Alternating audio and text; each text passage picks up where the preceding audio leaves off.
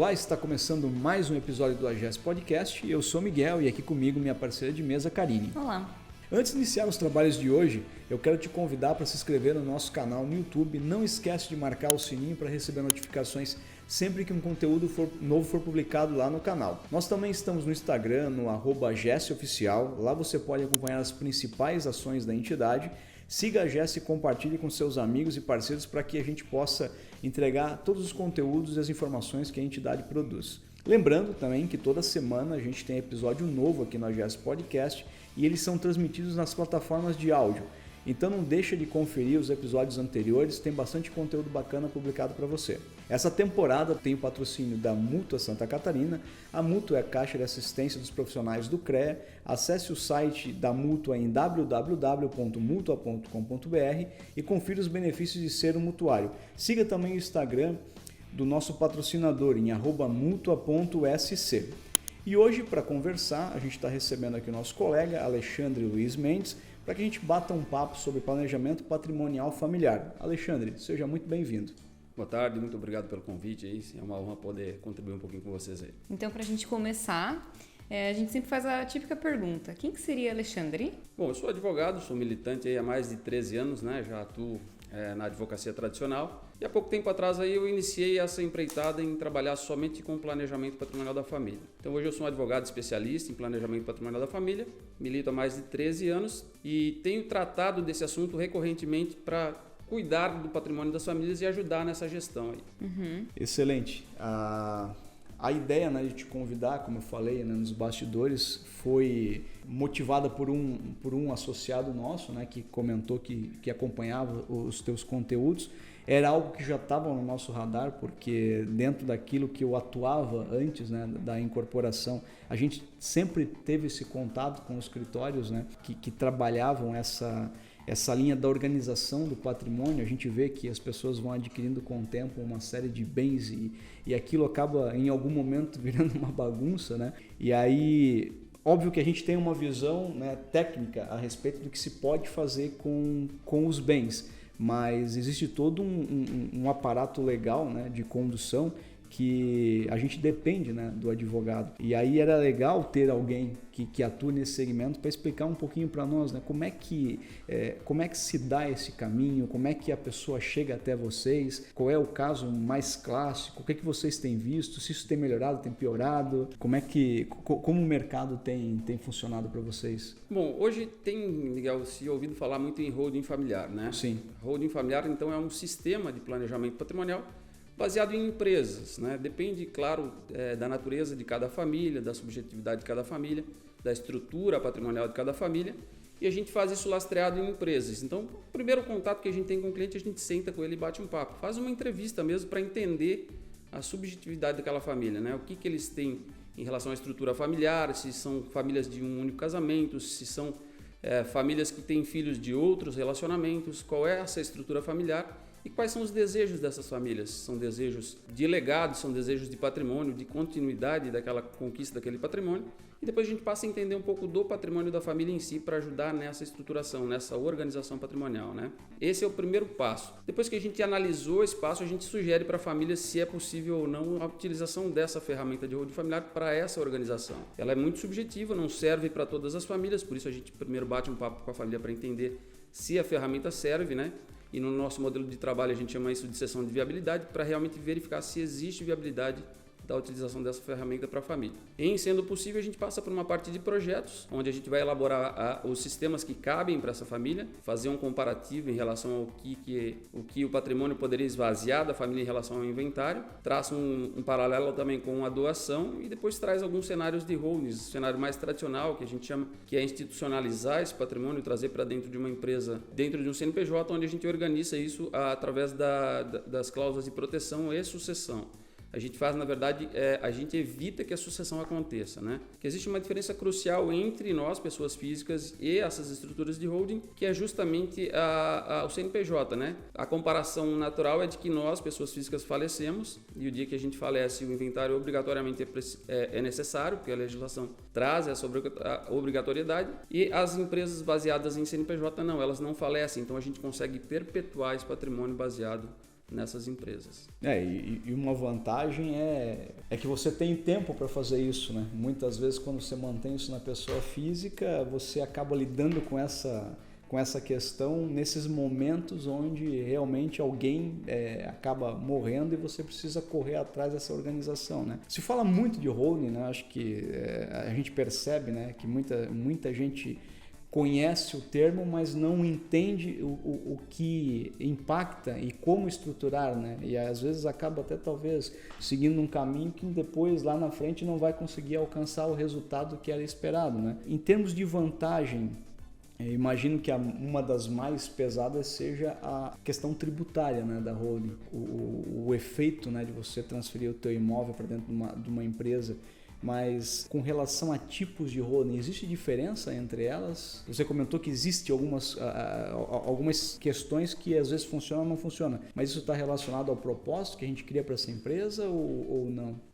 A gente tem que analisar quais são os objetivos da família, esse é o principal caminho, né? Tem famílias que têm operações, por exemplo, tem empresas, tem negócios familiares, tem outras famílias que só têm imóveis, tem famílias que só têm investimentos. Então a gente tem que tratar de forma isolada cada família, né? Porque a gente tem estruturas diferenciadas, né? Para as famílias que têm operações, por exemplo, negócios familiares, né? A gente consegue organizar uma estrutura segregando essa operação para que os riscos dessa operação não contaminem o patrimônio da família e separa o que é patrimônio da família de pessoa física, por exemplo, em uma outra estrutura patrimonial. Faz toda a parte de organização sucessória, transfere-se o patrimônio ainda em vida para os filhos, mas os pais mantêm o controle total do patrimônio, né? Lastreado em cláusulas específicas de controle dentro do próprio contrato. E a gente consegue fazer com essas operações, nesse caso específico, por exemplo, segregar os riscos, né? Se o cliente tem uma transportadora, por exemplo, né, que é um caso eminente de estrada, risco de estrada, por exemplo, o motorista atropela alguém, acaba se envolvendo no acidente, mata alguém. Se o patrimônio dessa família não estiver organizado de forma segregada ou estiver todo misturado, por exemplo, esse patrimônio vai responder pelo dano causado, né, em que pese ter sido um acidente. Se nós temos uma estrutura segregada de patrimônio e de operação, a indenização muito provavelmente vai se restringir aquela estrutura operacional, porque não se tem contato entre uma estrutura patrimonial com uma estrutura operacional. Então nós traçamos diversas estratégias e a gente analisa pontualmente cada família, de que maneira a gente consegue traduzir aquele cenário da família e quais são os principais objetivos da família. Então, nesse sentido, a gente consegue realmente traçar diversas estratégias, né? Holding em si, qual é o conceito de holding? Até para que a gente consiga clarear um pouco, né? Holding é um sistema, ele não é baseado numa única empresa, né? Tradicionalmente, as pessoas conheciam o holding como uma pejotização de patrimônio. Tiravam o patrimônio da sua pessoa física, traziam para dentro da jurídica e nada mais se fazia. Agora você tem uma holding. Isso eram as antigas administradoras de bens, né? Os patrimônios estavam ali desacobertados, sem uma organização de sucessão, por exemplo. E a gente chama isso hoje no mercado de fake holding. Tem muitas pessoas que têm, né, essas supostas holdings ou acham que têm, mas na verdade, se acontecer o falecimento do dono da empresa, por exemplo, todo aquele patrimônio que está lastreado dentro do patrimônio líquido da empresa vai ter que passar pelo processo de inventário. Então não se tem uma organização em termos de sucessão, porque quando nós organizamos o patrimônio da família e pensando na sucessão, né, ou em evitarmos a sucessão, porque o que a gente faz é evitar a sucessão, nós já fazemos a doação de todas as cotas da empresa para os filhos. E isso, naturalmente, por que é feito, Alexandre? Porque a gente vai evitar que o inventário seja feito depois. Nós fazemos a doação de bens móveis, que são as cotas, de uma forma muito organizada e estruturada, buscando uma redução significativa da carga tributária. E isso faz com que o falecimento das pessoas, que aquela pessoa que faleceu tinha os seus bens no seu CPF e não tem mais, né, não precisa inventariar nada, porque o patrimônio está tudo dentro de uma empresa organizada. E o que a gente faz no falecimento é trocar o administrador dessa empresa. Então a gente titulariza os administradores conforme a vontade dos donos do patrimônio. Pode ser um filho, pode ser um vizinho, pode ser um parente ou pode ser até inclusive uma empresa terceirizada para realizar essa administração. Entendi. Essa pessoa, então, ela não é uma cotista da empresa, ou eu entendi errado, porque as cotas que seriam dela, essas cotas entrariam em inventário. E aí isso avançaria sobre os bens? Essa parte que é um pouco confusa, assim, quando a gente ouve falar de holding, porque o mais comum, né, que tá mais difundido no mercado é essa questão, abri uma holding e botei 5, 6 imóveis que eu tinha lá dentro para fugir do inventário. Sim. Mas a gente sabe que acaba não acontecendo. Isso tem a ver com a questão deles ainda ser cotista? Isso, perfeito. Porque quando você faz a institucionalização do patrimônio, você tira do seu CPF e leva para dentro de uma estrutura de holding, por exemplo, que não tenha uma organização sucessória, né, que é simplesmente a pejotização desse patrimônio, você transforma ele de pessoa física para jurídica, né, o titular daquele patrimônio passa a ser a pessoa jurídica. Se não houver uma organização sucessória, não houver uma distribuição das cotas para os herdeiros e a doação disso com o recolhimento do imposto, né, nada se altera em relação ao patrimônio da pessoa física. Você vai ter as cotas. Antes você tinha os patrimônios, os bens imóveis estavam no seu CPF. A única coisa que você fez foi transferir eles para dentro de uma empresa. Continuando sendo dono das cotas, a sua quantidade de patrimônio que você tinha, por exemplo, patrimônio de R$1 milhão, transferir para dentro da empresa, você vai passar a ter 1 milhão de cotas. Só que se você não fizer a organização dessas cotas para os seus sucessores, você continua com o mesmo valor de patrimônio. E ao falecer, você automaticamente precisa inventariar não os bens, mas as cotas que correspondem ao mesmo valor de patrimônio líquido da empresa. Porque aí para avaliar essas cotas vai acabar chegando no patrimônio. É o patrimônio líquido, né? Sim. A gente tem, em termos de direito societário, nós temos duas nomenclaturas de cotas mais conhecidas, que são o valor nominal da cota e o valor patrimonial da cota. Quando nós vamos tratar de inventário, nós temos que levar em consideração que o valor que o fisco vai avaliar para fazer a apuração da base de cálculo para a incidência de imposto é o valor patrimonial das cotas. Ou seja, eu tenho R$1.000 em cotas, né? Uma cota de R$1 cada cota. E isso, ao longo do tempo, eu posso aumentar o valor patrimonial dessas cotas e essas cotas se transformarem, por exemplo, posso continuar com 1.000 cotas de R$10.000 cada cota, né? Então, essas cotas elas foram aumentadas em seu valor nominal, em seu valor patrimonial, e o inventário é feito sobre o valor patrimonial e mais não em relação às 1.000 cotas que eu tinha no valor nominal. Nominal seria aquilo que estava no primeiro momento do contrato social. Quando você abre um contrato social, lá está lá, Sim.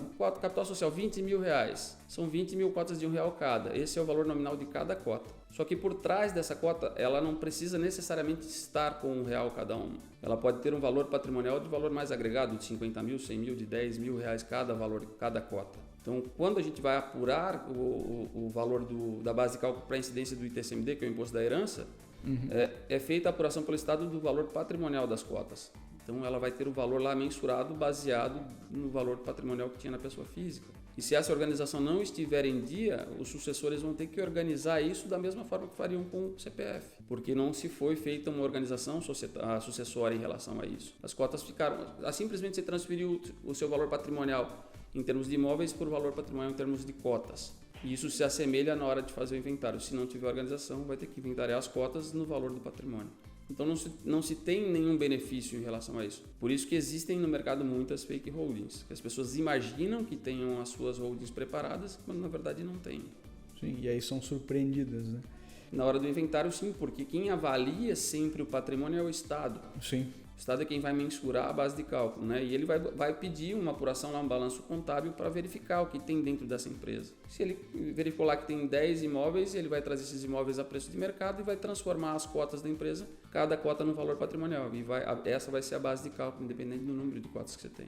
Sim, para aplicação da alíquota, né? E aí onde vem a surpresa financeira que acaba... O que a gente via muito era as pessoas tendo que vender patrimônio, mas aí ficavam numa situação onde não podia, porque estavam num processo de inventário, acabava fazendo os contratos de gaveta para conseguir algum recurso. E aí são situações de oportunidade, né? Acabam até tendo que vender por um preço inferior, muitas vezes para cumprir uma obrigação, porque também o que a gente percebia é que dentro dessas holdings não havia uma preparação financeira também. Jogava tudo lá dentro e esquecia que ela tinha que ter pelo menos uma saúde de caixa para poder dar resposta às mesmas coisas que ela tinha lá dentro, né? Da manutenção, cuidar daquele imóvel. Uma coisa que chamou a atenção quando tu abriu ali a tua apresentação é com relação a gente está falando de holding com esse foco mais do patrimônio, né? Sim. Mas se eu sou administrador, se eu tenho um negócio, uma operação, eu também consigo organizar isso através de uma holding? Como fica a minha participação disso e como isso se transfere aos meus herdeiros? Sim. Tudo é baseado em organização. É justamente essa palavra, organização, né? Qual que é o princípio da holding? É fazer com que as famílias evitem o inventário, né? Um dos benefícios é evitar o inventário, reduzir muitas vezes a carga tributária, não é o foco principal, mas continuar no controle de todo o patrimônio, certo? Para você continuar no controle do patrimônio, nós deixamos isso dentro dos contratos de holdings uma cota única específica para o sócio administrador chamado de Golden Share, que é uma cota específica, uma cota de ouro que te dá todos os poderes políticos em relação a essa empresa. Você tem toda a gestão baseada numa única cota. Não se faz necessário você ter mais do que isso para eventualmente administrar uma empresa. Você tem todo o poder de gerência dela, de compra, de venda, de locação, de transferência. Você pode continuar fazendo as mesmas operações que você vinha fazendo na sua vida civil, no seu CPF, dentro da sua empresa, com uma única cota. Você passa a ser o administrador dela e essa cota, nós temos dentro desses sistemas um sistema de gatilho, que nós chamamos, que essa cota ela se liquida com o falecimento do dono da cota, né? A depender claro, da estruturação dessas empresas. Mas o que nós fazemos é justamente isso, antecipamos a doação de 99% das cotas aos herdeiros e deixamos os donos do patrimônio com uma única cota de administração, para que justamente quando ele faleça não se precise fazer o inventário e as pessoas que estão abaixo dele na linha sucessória, ou acima, vai depender, claro, da natureza de cada família, possam assumir a administração dessa empresa sem ter a necessidade de inventariar. Porque isso já fica tudo pactuado dentro da própria empresa, né, dentro da própria estrutura da empresa e dentro de um acordo de sócios, que é um documento, né, parasocial, onde nós elaboramos todas as vontades dos donos do patrimônio. Entendi. E hoje, dentro daquilo que vocês atuam, você enxerga que Claro, já ficou claro, né, que existem N situações, né, que precisam ser avaliadas, mas com relação a tamanho de negócios, existe um tamanho médio que começa a ser interessante montar uma holding, ou alguém que está começando com um negócio que já tem algum resultado estabelecido, vale a pena já pensar desde o início nessas operações, ou não é conveniente? Eu penso, Miguel, que sempre vale a pena.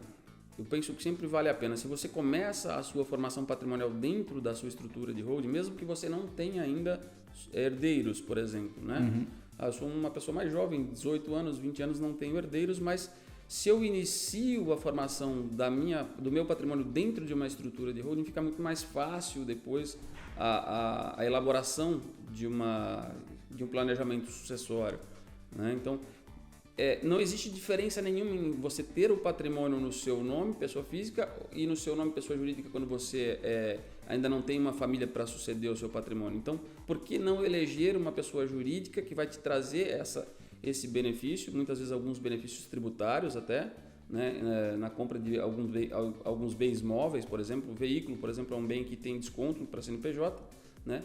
Você pode transformar depois essa sua empresa ou esses seus patrimônios numa empresa operacional, numa administradora de bens, enquanto você ainda forma o seu patrimônio.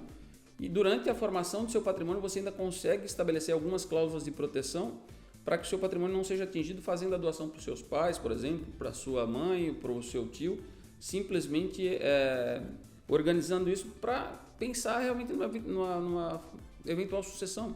Porque para existir uma sucessão, basta a pessoa estar viva, né? Qualquer um de nós está passivo de morrer hoje para amanhã, né? E o efeito morte é quem causa toda essa desestruturação, inclusive a dilapidação patrimonial. Então não vejo nenhuma dificuldade em iniciar a tua formação patrimonial dentro de uma estrutura de CNPJ, por exemplo. E depois, claro, trazendo a organização para que isso não vire uma fake holding também, né? Sim. Então você consegue sim fazer essa transformação.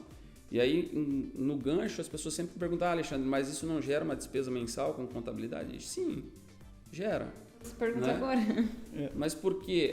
Depende do que você vai fazer. O que custa, por exemplo, manter uma estrutura de holding? Tem os custos também de abrir a empresa, essas coisas, né? Sim. Isso está dentro do próprio planejamento, né? Mas a manutenção desse sistema também exige contabilidade.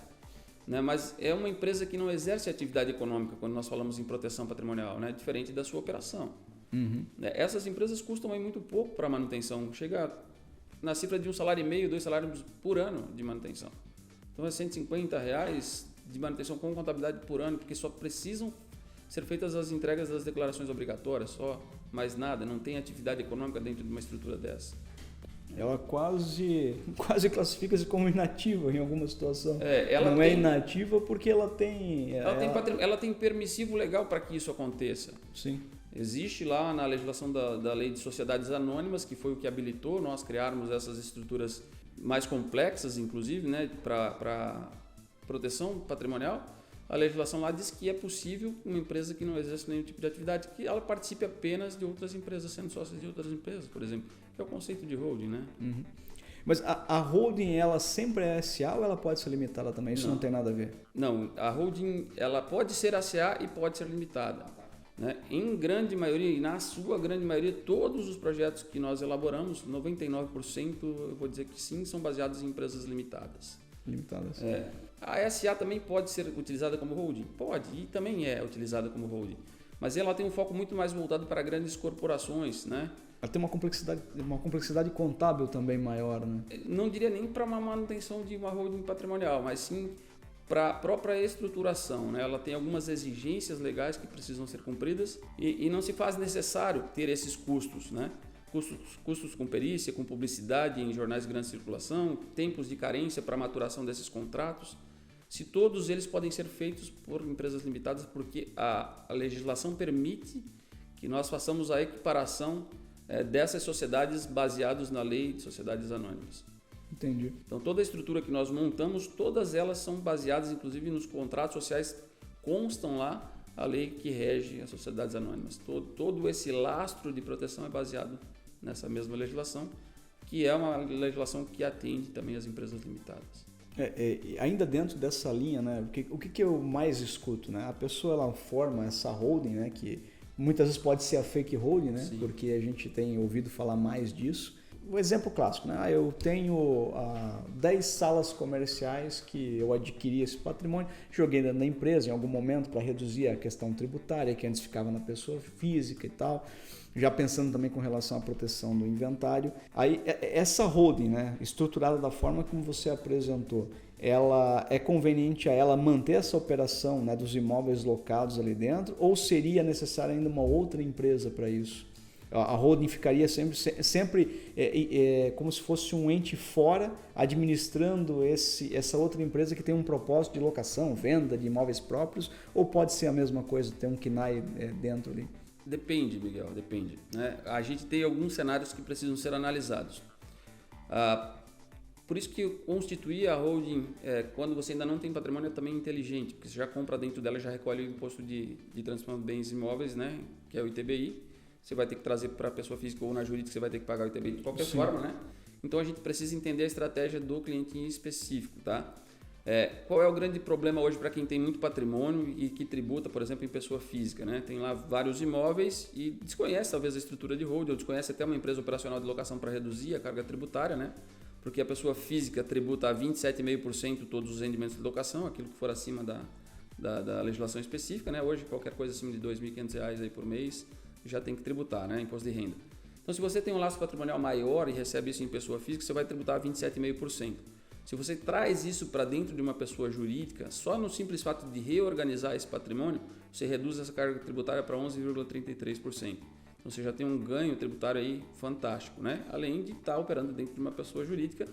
E tem muito na prática as pessoas que não declaram essas rendas, né? Até por efeito de não querer tributar, por exemplo, ou acha que é muito caro, mas assim, a gente não condena, cada um faz o que quer.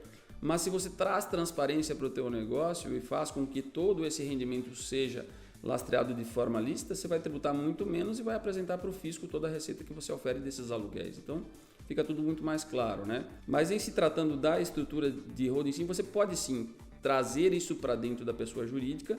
E aí, se você tem muito patrimônio, você vai ter que agora tomar um certo cuidado, porque as prefeituras têm cobrado o ITBI para a transferência desse patrimônio. Ou seja, você tem uma permissão legal lá na Constituição dizendo que você tem uma imunidade para trazer o patrimônio de pessoa física e levá-lo para dentro de uma pessoa jurídica. Essa transformação de patrimônio de física para jurídica, existe um permissivo legal lá constitucional, que é o artigo 156 da Constituição, que te permite levar esse patrimônio para dentro sem ter que pagar ITBI. Você está alienando o patrimônio, né? Tirando de um nome e passando para outro. Essa alienação é passiva de cobrança de ITBI, mas para esse caso específico, a legislação permite que você faça sem ter que pagar. É uma imunidade que cabe para o contribuinte. Só que as prefeituras, a partir de um entendimento agora do tema 796, que foi relator o Alexandre de Moraes, as prefeituras passaram a cobrar dos contribuintes esse ITBI baseado numa nova base de cálculo, que é a diferença do valor que você tinha na declaração de imposto de renda para o valor de mercado. Eles pegam o valor de mercado do imóvel, diminuem do valor que você tem declarado e criam uma nova base de cálculo e incidem ITBI sobre essa diferença que existe, mas tudo baseado em cima de um entendimento errado dos fiscos municipais, tá? Então isso tem travado algumas operações de holding para alguns clientes, porque eles têm que já largar, muitas vezes, a transferência do seu patrimônio tributando a 2% aqui no estado, né? Tem outros estados que chega a 3%, tem estados que é 1% a tributação de ITBI, mas isso acaba ferindo muitas vezes o contribuinte, porque ele se o estado concedeu essa imunidade e a prefeitura está tirando, é um direito que está sendo lesado do contribuinte, né? Então, para ele movimentar um patrimônio, simplesmente tirar da física e levar para a jurídica e ter que pagar, né, às vezes 2% sobre todo o valor do patrimônio dele, ele já fica com um pouco de receio, né? Então, você pode sim ter essa operação lá dentro, e a Constituição diz também que se você fizer atividades imobiliárias dentro da sua empresa, você perde essa imunidade do ITBI. Né? E para nós buscarmos algumas alternativas, nós fazemos isso que você justamente comentou. A gente traz o patrimônio para dentro, organiza, e isso cria uma outra empresa operacional que vai fazer a alocação de imóveis de terceiro e faz um contrato de cessão de direitos entre essas duas empresas, para que essa empresa que recebeu o patrimônio não exerça a atividade de locação, para não perder a imunidade do ITBI. Isso é interessante. Aí eu tenho, na verdade, o pensamento é o contrário do que eu estava desenhando inicialmente. A holding ela vai ter todo o patrimônio, mas eu crio uma outra empresa só para fazer o operacional de mercado. Você até pode operar dentro da própria holding. Sim. Né? Se você já tem todo o teu patrimônio constituído ali dentro, né? A gente entende que é plenamente possível você fazer a alocação desse patrimônio ali. Porque daí você não vai ter nenhuma incidência de ITBI. Se o patrimônio já está constituído ali, a gente faz essa operação de locação em nome de terceiros para evitar que o contribuinte tenha que recolher o ITBI nos 3 primeiros anos de constituição da holding. Isso é um permissivo legal, né? Então a legislação diz que se você constituir uma empresa e nesses 3 primeiros anos você praticar qualquer atividade imobiliária, locação, compra e venda, arrendamento, qualquer coisa nesse sentido, você perde essa imunidade. Então, para não perder a imunidade, a gente bola uma estratégia de uma outra empresa operacional, às vezes com um contrato de cessão de direitos, para evitar de que a pessoa, aquela personalidade jurídica ali que tem o patrimônio, seja atingida pela cobrança do ITBI. E se depois de 3 anos eu tiver movimentação, não importa, já venceu os 3 anos. Passado o prazo de prova do fisco municipal, né, você pode depois, né, mudar inclusive a atividade econômica da sua empresa e passar a exercer atividade dentro dela. Mas atividades de baixo risco ou de risco nenhum. Né? A gente não exerce nenhum outro tipo de atividade que não seja atividade de baixíssimo risco dentro da tua célula de proteção de patrimônio. Célula que a gente chama tradicionalmente, nós temos como costume utilizarmos célula para o cliente entender que célula pode ser sistemas de uma célula, 2 células, 3 células, cada célula é uma empresa. Né? E essa complexidade de engenharia societária, para o cliente não ficar muitas vezes pensando, eu vou ter que 5, 10 empresas, a gente vai constituir 1, 2, 3 células para que a gente possa organizar o teu patrimônio de uma forma mais segura, mas até na busca de uma redução de carga tributária mesmo. O que seria baixo risco e mínimo risco?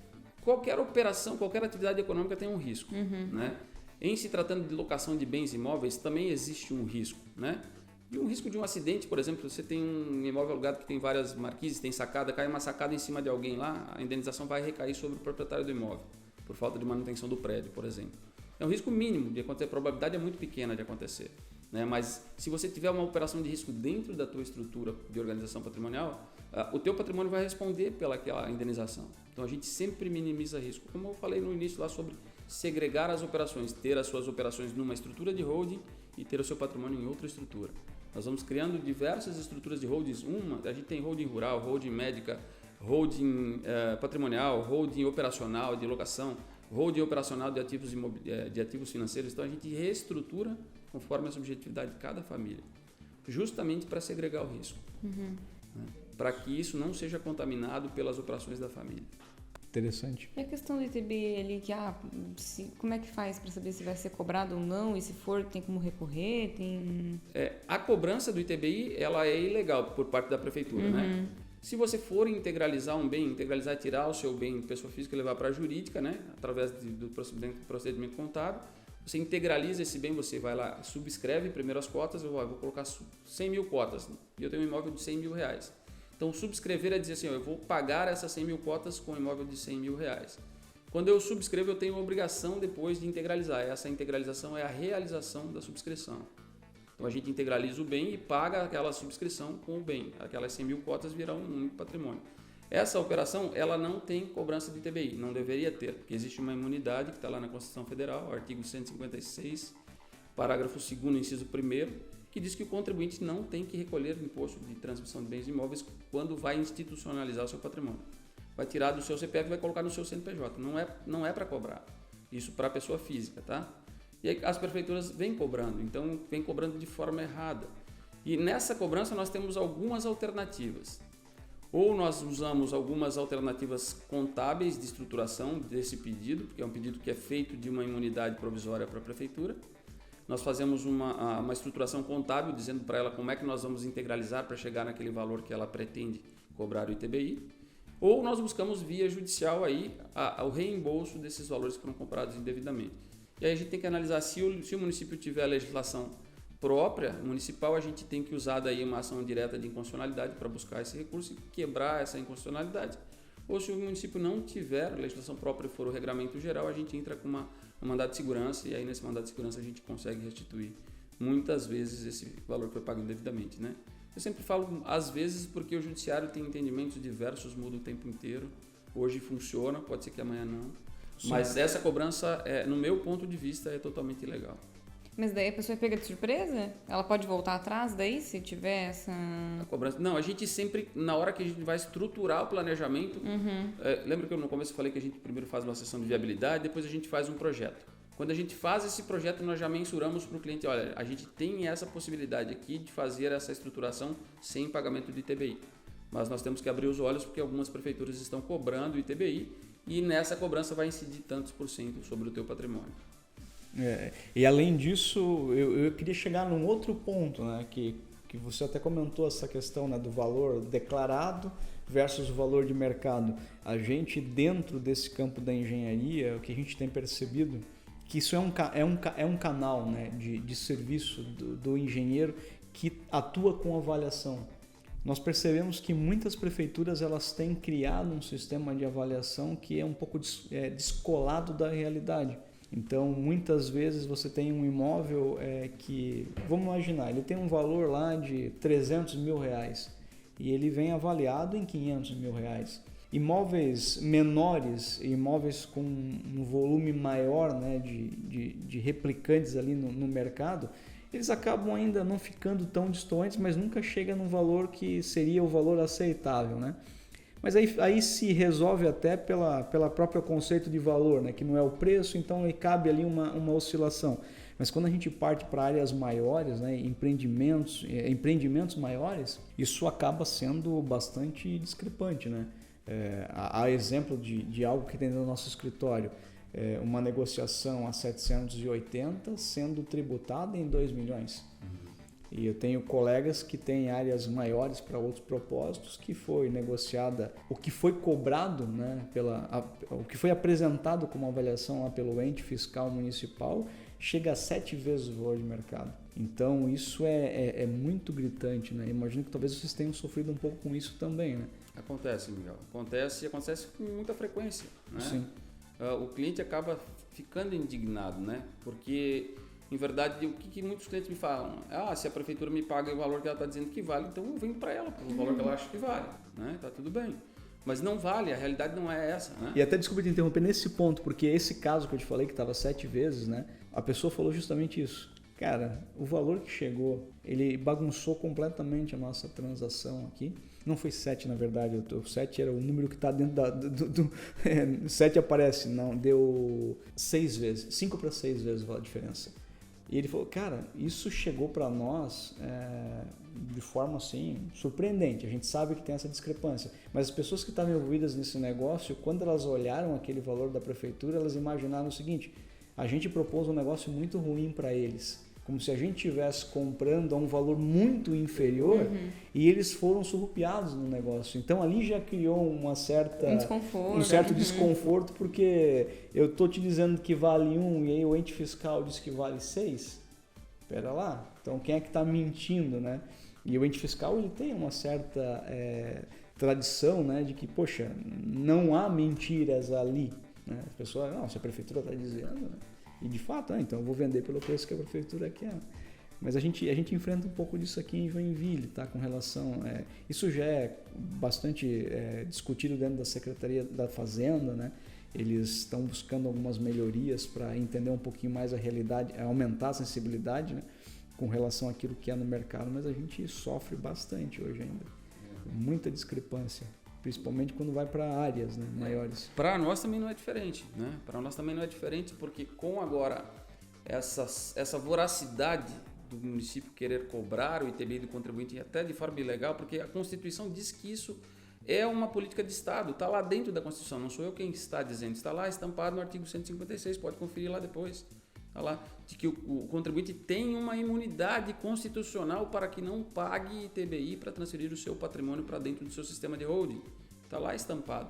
E aí o ente vem me querer cobrar do contribuinte um valor que ele inventou, der o valor para poder cobrar do contribuinte. Essa sede do Estado, do município de querer cobrar do contribuinte é uma coisa que foge à nossa realidade, né? E a gente tem que enfrentar isso com rotina, com frequência, justamente nesses casos que você coloca, porque nós precisamos movimentar o patrimônio do cliente. Tirar do físico e levar para o jurídico. E essa movimentação é baseada agora em função dessa cobrança, querer ser feita essa cobrança sobre a diferença do valor de declaração para o valor de mercado, e o arbitramento do valor de mercado é feito pelo ente municipal. É feito por arbitramento, né? Sendo que eu estou declarando que o meu bem vale X ou Y. Né? Não tem força a declaração do contribuinte? Então, é onde eu queria chegar. O Código Tributário ele é bem claro nisso, né? Que eu não lembro agora o artigo de cabeça, mas ele estabelece que se aceita a declaração, salvo se a parte não merece fé. Sim. Hoje Ninguém merece. Hoje o artigo está invertido, né? Sim. Ele já parte do pressuposto da má fé de quem está declarando. Você nem tem condições de fazer o autodeclaratório muitas vezes, né? E também tem um outro ponto que daí eu queria entender se vocês já se debruçaram nessa discussão com relação ao momento de incidência do ITBI, porque também o Código Tributário ele determina que o fato gerador é a transferência do imóvel. Sim. A transferência do imóvel é lá no registro de imóveis. E aqui vamos usar o exemplo de Joinville, né? Que daí isso é um tema que através da associação a gente já levou para a fazenda e através daí de escritórios a gente também já de forma isolada levou esse entendimento adiante. Hoje o próprio tabelionato me manda a guia. Eu nem faço a guia, o tabelionato entra lá, faz a guia e me encaminha e exige que eu apresente a guia quitada para que ela dê sequência no processo de escrituração, para que só depois disso eu possa assinar essa escritura e levar para o registro de imóveis. Então, tem uma antecipação muito grande, né? E aí, no caso, muitas vezes de negociação, você não tem a condição de pegar e entrar com recurso, porque as partes, às vezes, não têm tempo para esperar isso. E pelo Código Tributário, eu entendo, né, que isso ficaria depois, eu poderia recorrer com mais tranquilidade, né? Enfim. É rotina, como vocês enfrentam na área da construção civil ou na parte de engenharia que vocês tratam isso em regularizações ou negociações, nós enfrentamos da mesma forma. Existe entendimento já pacificado no STJ de que o pagamento deve ser feito só no registro do imóvel. Uhum. Né? Essa antecipação da cobrança do tributo é a voracidade do município em querer arrecadar. Ferir o contribuinte. Como nós somos sempre o lado mais fraco da corda, acaba arrebentando sempre para o nosso lado. E aí cai nessa vala que você acabou de falar. Se o contribuinte tiver tempo de questionar e levar adiante, ele vai levar e ele vai ter êxito nesse pleito que ele está fazendo. Agora, caso contrário, ele acaba cedendo, porque a grande maioria das pessoas tem pressa em fazer a negociação, né? Isso pode travar todo um mercado, mas isso já é costume enraizado na cidade, tá? No município em si. A grande maioria já pratica isso dessa forma, porque a fonte de receita vem para o município, e também o imposto municipal. Ele vai arrecadar e vai trazer para o cofre dele. Então é muito melhor ele arrecadar agora, inclusive como está acontecendo essa cobrança ilegal agora dos contribuintes. Pode ser que amanhã depois ele tenha que devolver para o contribuinte. Pode ser, né, que venha um entendimento de que essa cobrança realmente é ilegal, que ele tem que reembolsar o contribuinte. Mas o tempo que ele vai operar esse dinheiro dentro do caixa dele para ele é vantajoso. Né? Então, sim, a gente está, infelizmente, nas mãos dessas administrações. Infelizmente é assim que funciona. Mas, inclusive, volto a dizer e friso, é uma política de Estado que foi amparada constitucionalmente para o contribuinte não ter que pagar esse imposto. E nós defendemos isso a ferro e fogo. Uhum. Buscamos alternativas para a gente tentar sair dessa cobrança com meios administrativos ou judiciais, mas sempre buscando um meio administrativo, porque o judicial ele demanda tempo. Né? Muitas vezes a gente precisa pagar no processo, no mandado de segurança, por exemplo, pedindo uma liminar para que o imposto não seja cobrado. Depositamos o valor do imposto né, com uma antecipação de tutela, mas a gente ainda tem o risco de tudo ser mudado, do entendimento ser mudado. O juiz concede hoje antecipando o seu direito, entendendo que é assim uma cláusula pró-contribuinte, mas lá na frente, depois a cabeça de outro magistrado muda, o entendimento do fisco muda, aquele valor que você depositou lá, né, acabou ficando para o fisco e vai corrigindo, senão volta para você. Ou muitas vezes você não tem a liminar e não tem o valor depositado, o juiz concede a liminar, mas você não depositou, lá na frente você perde o processo, você ainda tem que pagar o tributo com imposto, multa e ainda pagar sucumbência para o Estado, para o município, porque você perdeu o processo. Então, assim, é sempre contra contribuinte, sempre contra. Eu sou um advogado que eu milito pró-contribuinte. Tudo que eu puder buscar para o contribuinte, eu vou buscar. Né? As ferramentas que nós nos utilizamos, nós nos debruçamos aqui sobre o ITBI, que é um dos impostos relacionados aqui nessa nossa movimentação de estruturação de holding. Mas nós temos outros impostos também. Nós temos aí o imposto de renda sobre ganho de capital, nós temos também o ITCMD, que é o imposto da herança, né? Então, herança ou doação também são impostos que nós trabalhamos para trazer essa redução. Quando nós trabalhamos sistemas de organização patrimonial, nós estamos trabalhando com elisão fiscal, que é uma busca dentro da legislação permitida para que o contribuinte pague menos imposto. Isso é legal fazer, isso é lícito fazer. As grandes fortunas estão aí comprovando de que é lícito fazer. Qualquer grandes bilionários do Brasil pode pegar, Norberto Odebrecht, a família não pagou um centavo de imposto. Roberto Marinho nunca pagou um centavo de imposto baseado na herança, né? Edmundo Safra, Dirce Navarro de Camargo, são grandes bilionários que estão aí nas redes sociais, ou melhor, no Google ou em qualquer lugar na rede digital para as pessoas pesquisarem. São grandes fortunas. Roberto Marinho, quando faleceu, tinha 30 bilhões de reais em patrimônio. A família não gastou um centavo para fazer o inventário dele, baseado justamente nisso que a gente entrega hoje para as famílias que fazem organização com a gente. Mas na busca, numa elisão fiscal permitida pela legislação para que você se beneficie daquilo que ela te permite, tá? Dentro da legalidade. Que é diferente de uma alusão fiscal, que também é diferente de uma evasão fiscal. Né? A alusão é quando você ilude o fisco, você vai falar para ele que comprou, fez uma compra e venda, mas o dinheiro não transitou. Né? Eu comprei uma determinada mercadoria, mas eu não paguei por isso, o dinheiro não transitou, você não tem nem lastro, às vezes lá no teu imposto de renda, você aludiu o fisco. Né? E a evasão é aquela que você realmente sabe que está devendo imposto, você tem um fato gerador e você não paga. Você evadiu do pagamento. Então, assim, a gente busca tudo dentro da legalidade e essas estratégias realmente para trazer benefício para o contribuinte. Essa parte ela é bem complexa e é uma parte que... Cabeça fritando. Que afeta muito a questão, o bolso, né? Porque, de certa forma, até falando, retomando um pouquinho ali do ITBI, a gente já discutiu em outros momentos, né? Junto a quem está à frente disso, que existiria uma alternativa para reduzir essa ferocidade, né? De arrecadar na transferência de imóveis. Porque, no meu entendimento, isso acaba blindando um pouco o mercado e eu acho que aumenta a irregularidade, porque as pessoas acabam não levando isso para o ambiente formal e fazem muitos contratos de gaveta, e aí aqueles índices que a gente escuta, né? Temos ali 60% da cidade com imóveis irregulares, né? Que muitas vezes é porque o cara precisa fugir daquele tributo. Foge um pouquinho da holding, do assunto de holding, né? Mas tem alguma certa influência. Se você tem uma revisão do que a gente chama de planta de valor do município, que é aquilo que estabelece o cálculo para o IPTU, né? Ou seja, é uma planta que ela realmente está desatualizada, muito baixa. Sim. E aí aquilo que você tem do imposto predial não é suficiente para cobrir as demandas do município para aquele fim. E aí recorre tudo para aquele momento onde ele sabe que ele vai pegar o cara sozinho.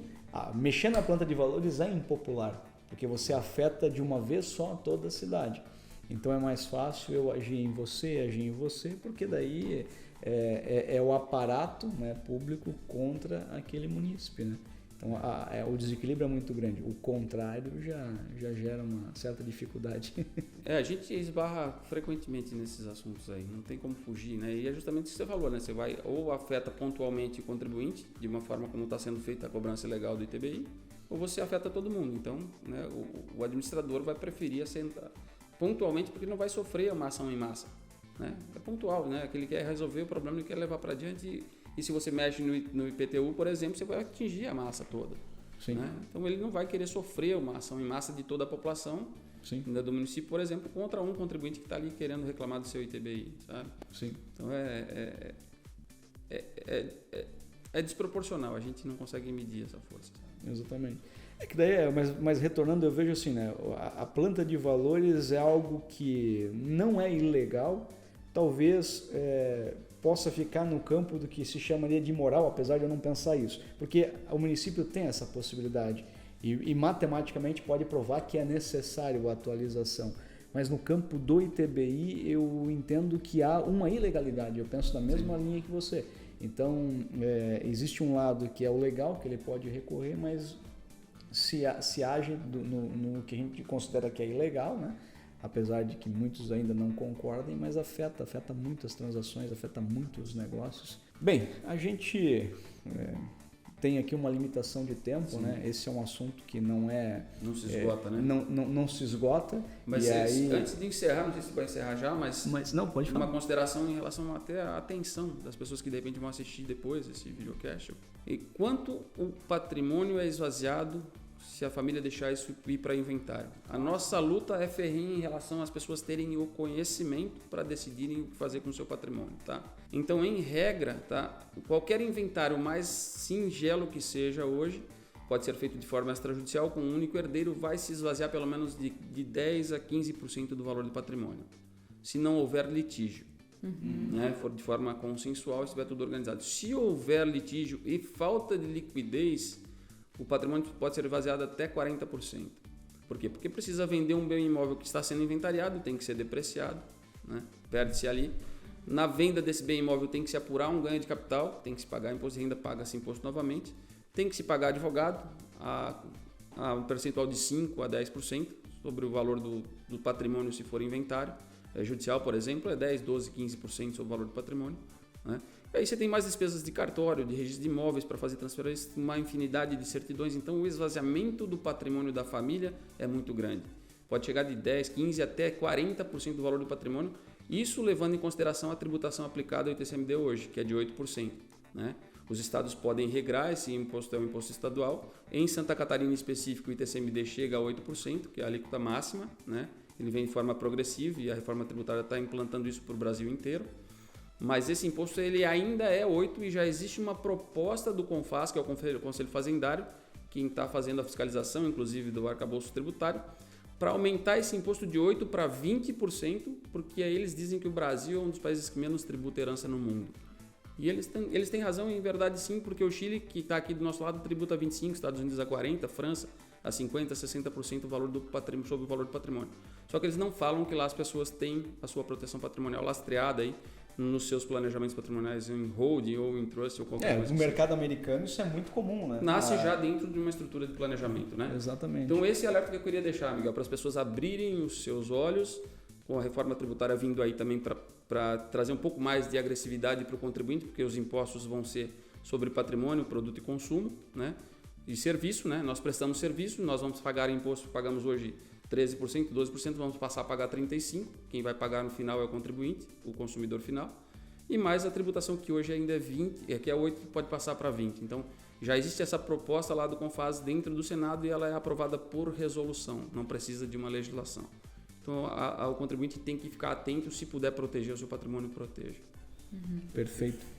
E o propósito dessa conversa é uma provocação inicial, né? Como tu falou, o tema não se esgota.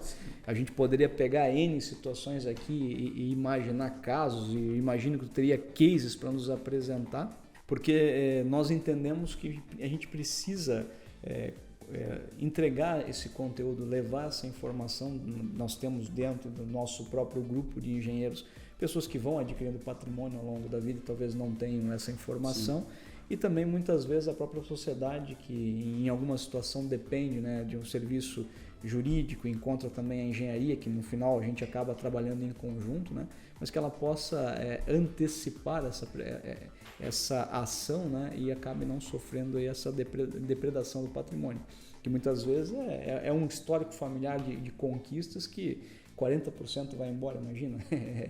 E é aquilo que você falou no início lá, quando você falou que as famílias não têm noção, elas não sabem porque não herdaram bens ainda. A nossa geração é que está começando a herdar. Exatamente, agora, a gente falou nos bastidores, né? A gente percebe que hoje isso começou a aparecer mais porque vem mudando um pouco o perfil da nossa sociedade. Os seus pais, os meus pais não receberam herança. Exatamente. Só que você vai receber e eu também vou receber, porque a geração é outra. O acúmulo de patrimônio começou a ser formado há menos de 100 anos no Brasil.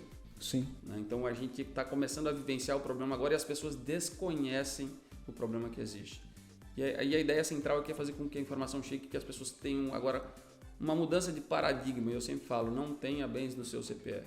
Se você puder evitar, você vai conseguir evitando, fazendo com que o seu patrimônio não seja esvaziado, porque você não vai precisar inventariar se ele não estiver no seu CPF. Leve isso para dentro de uma estrutura de holding ou para a sua empresa, porque ela não vai morrer. Excelente. Bem, como eu falei, infelizmente o nosso tempo ele é limitado, né? Então a gente acaba não conseguindo expandir muito, mas sempre deixa oportunidade para uma nova conversa, né? Então se sinta convidado aí no futuro para estar de novo aqui com a gente. Nós temos por hábito aqui no podcast sempre pedir uma sugestão para o nosso convidado de uma literatura. Seja ela técnica ou não, algo que impactou o convidado e que da mesma forma pode servir aí a quem está nos acompanhando para que busque esse entendimento também, compreenda essa literatura. Fica à vontade para uma sugestão. Tá, Joia, eu vou sugerir para as pessoas que estão nos ouvindo aí, nos assistindo, né? Um livro muito bacana de uma pessoa aqui de Joinville também, que escreveu essa obra, né? Que é Governança em Família. Ela é da Fundação A Sucessão.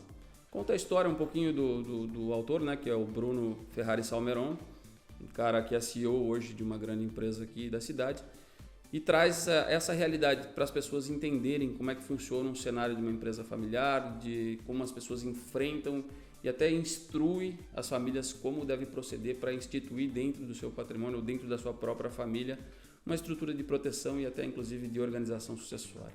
Porque o que nós fazemos aqui nesses planejamentos é evitar que a sucessão aconteça. E aqui o livro mais ou menos te dá um direcionamento, vale muito a pena a leitura, muito fácil de entender, muito fácil de ler. Ficaria essa recomendação, Governança em Família. Legal, bacana. Te agradeço, né, por ter aceitado o nosso convite. Foi muito bacana te receber aqui, a gente já havia conversado por telefone e como eu falei lá no início, né, foi uma sugestão até do nosso associado, que já vinha acompanhando teus conteúdos, né?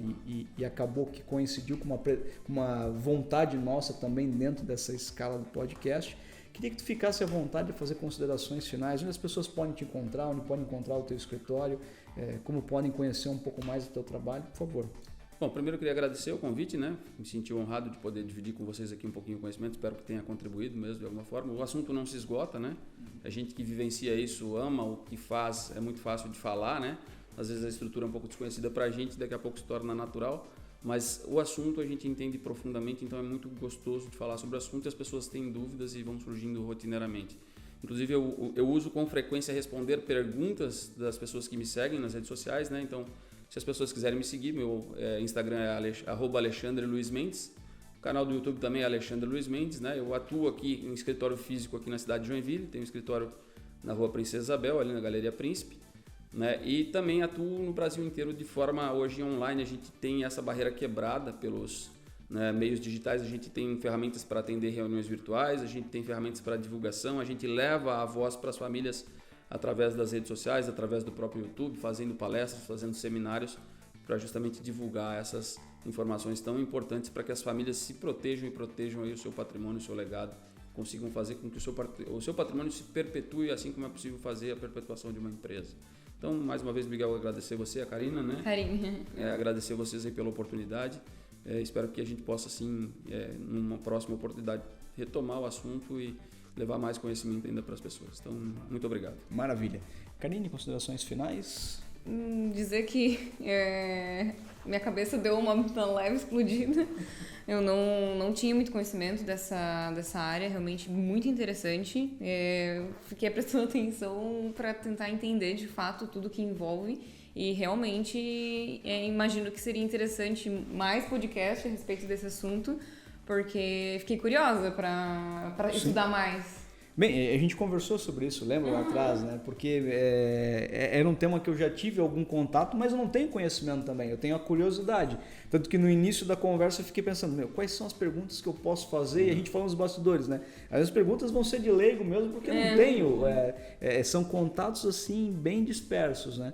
Mas é algo que chama atenção, porque a gente, queira ou não, está numa trilha que a gente quer adquirir patrimônio, a gente pensa, né, na questão da família e muitas vezes por uma certa barreira ou desconhecimento acaba não procurando um profissional para entender o que fazer e tudo mais. O grande lance disso tudo, Miguel e Karina, é que dentro do nicho de vocês, o segmento faz muito sentido, né? Porque as grandes incorporações, os grandes loteamentos são todos baseados em contratos societários, SCP, SPE, né? E uma empresa cofre, uma empresa que vai proteger o teu patrimônio, ela pode muito bem ser dona de uma outra SCP, de uma SPE, e a gente consegue trazer isso para dentro de uma organização patrimonial, né? Então a gente, quando fala em holding, para não cair na vala de fake holding, você tem que entender que holding não é uma única empresa, e sim uma estrutura de planejamento patrimonial baseado em diversas sociedades, se for o caso.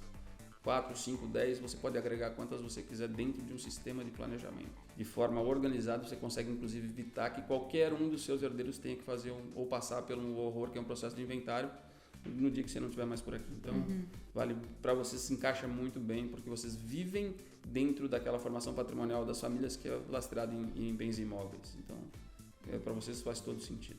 Maravilha, maravilha. Lembrando que essa temporada tem o patrocínio da Mútua Santa Catarina. Não deixe de conferir as redes sociais do nosso parceiro que apoia e acredita nesse projeto. Vai lá no canal, lá no Instagram, acessa o perfil da Mútua e comenta na última publicação, a GES Podcast, para que eles cheguem até nós aqui e percebam o impacto que a gente está gerando.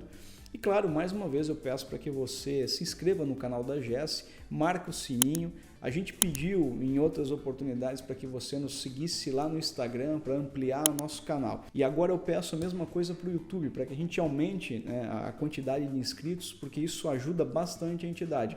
Então conto com vocês.